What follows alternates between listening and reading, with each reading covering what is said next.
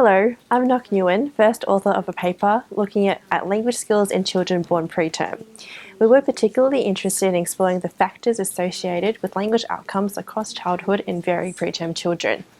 We know that children born preterm, defined as being born before 32 weeks gestation, about 2 months too early, are at higher risk of a range of neurodevelopmental problems compared to children born full term. This includes language difficulties across childhood. We also know that a range of factors influence or are associated with development, such as biological factors, including child sex, gestational age at birth, and medical illnesses, and also socio-environmental factors such as proximal measures of parenting practices and distal measures such as family income. However, existing studies looking at these factors and their association with language outcomes in very preterm children has been very mixed, and studies do not look at the influence of these associations on language development across childhood. As such, we aim to examine the individual and collective contribution of both biological and social environmental factors on language outcomes in our very preterm cohort of children. Our study used data from the Victorian Infant Brain Studies, also known as VIBES, which is a longitudinal cohort study of 224 children born before 30 weeks gestation and 77 full-term born children recruited in the neonatal period. Children undertook neurodevelopmental assessments at ages 2, 5, 7 and 13 years. In our study, we focused on language functioning in the very preterm group. We selected biological and social environmental factors identified in previous studies to influence language development.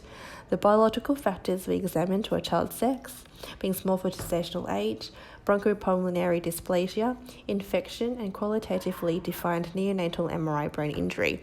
Each of these were obtained from review of medical records or MRI scanning at term equivalent age.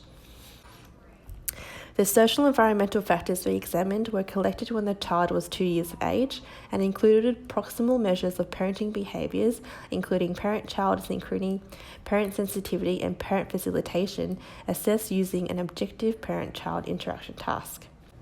We also included distal measures of primary income earners' employment status and job type, the level of education of the primary caregiver, the parental mental health, and also if English was spoken as a second language at home. Looking at the univariable regression results where each factor was looked at independently, deep grey matter abnormality was associated with poorer language outcome across childhood. As for the social environmental factors, lower primary income earner occupation and job type and lower education level of the primary caregiver was associated with poorer language development, and greater scores across the 3 parenting measures were associated with better language functioning from 2 to 13 years.